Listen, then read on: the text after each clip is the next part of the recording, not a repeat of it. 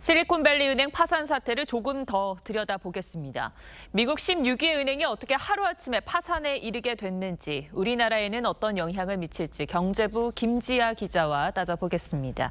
자, 김 기자, 실리콘밸리은행 저는 잘 모르는 곳이었는데 특화된 곳이었더라고요. 네, 맞습니다. 실리콘밸리은행은 스타트업과 IT 기업들을 주 고객으로 하는 은행입니다.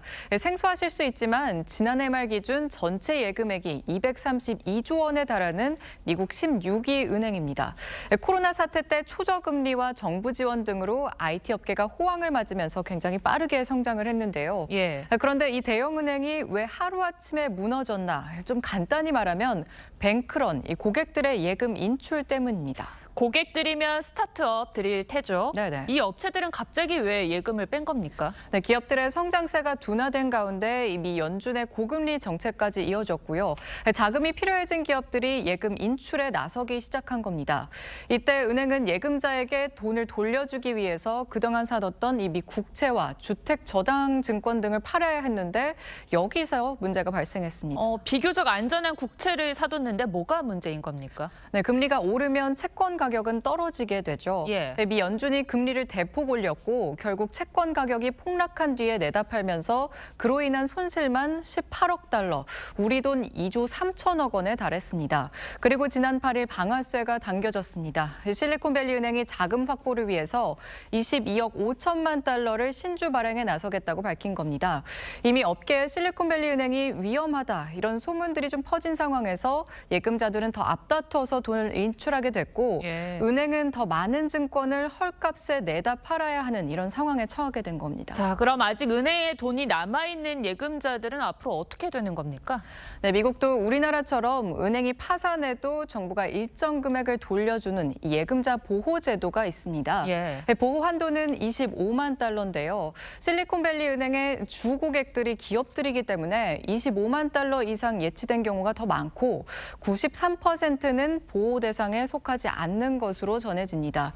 문제는 예금자 대부분이 또 신생회사이기 때문에 자금이 묶이면 줄도산과 대량 해고로 이어질 수 있다는 점이고요.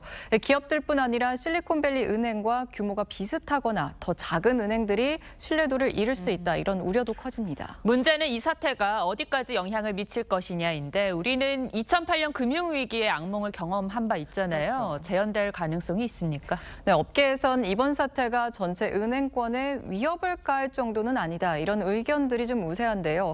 실리콘밸리 은행이 스타트업에 특화된 곳이고 2008년 금융위기를 촉발한 이 부실 대출이나 복잡한 파생 상품에 대한 위험한 투자 등의 문제는 없기 때문입니다. 하지만 고금리, 고물가, 그리고 전쟁과 같은 이런 새로운 변수도 좀 있을 수 있고 다른 은행으로까지 파장이 확산되는 건 막아야 하기 때문에 업계에선 미국 정부가 나서서 예금을 보증해야 한다. 그리고 월요일 주식시장 개장 전까지 정부가 대책을 마련하지 않으면 다른 작은 은행들이 무너질 수 있다, 좀 경고도 나오고 있습니다. 자, 무엇보다 우리 금융시장에 어떤 파장을 미칠지가 가장 관심인데 우리 금융당국은 어떻게 파악하고 있습니까? 우리 금융당국은 당장은 우리 금융시장에 미치는 영향이 제한적일 것이라는 시각이 우세하다. 그러면서 또 24시간 모니터링에 나서겠다고 밝혔습니다. 하지만 국민연금이 실리콘밸리 은행이 속한 이 금융그룹의 주식을 10만 주 넘게 보유를 하고 있고요.